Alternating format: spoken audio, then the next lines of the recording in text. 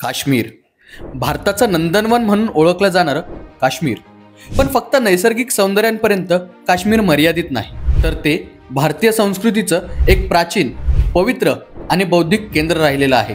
आता या काश्मीरचं निर्माण कसं झालं सांगतो. काश्मीरचं निर्माण कश्यप ऋषींनी सतीसर सरोवर सुकवून केलं, म्हणून काश्मीरला काश्यप मीर असंही म्हणतात. 8व्या शतकात आदि शंकराचार्य यांनी भारतभर धर्मप्रसारासाठी प्रवास केला. त्या प्रवासात ते काश्मीरला आले होते. अमरनाथ, शंकराचार्य टेकडी आणि हरिपर्वत अशा ठिकाणांमुळे काश्मीर ही शंकराची भूमी मानली जाते.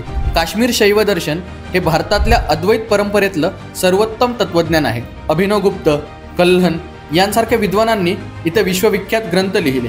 काश्मीर अनेक संस्कृतींचं केंद्र होतं. वैदिक, बौद्ध, हिंदू आणि नंतर इस्लामिक परंपराही इथे आल्या. अशा भारतीय संस्कृतीचं प्रतीक असलेल्या काश्मीरवर हल्ले होत आहेत. ही पुण्यभूमी आज रक्तबंबाळ होते. तिचं रक्षण करणं खूप गरजेचं आहे. आजच्या काश्मीरच्या परिस्थितीबद्दल तुम्हाला काय वाटतं हे कमेंटमध्ये नक्की सांगा.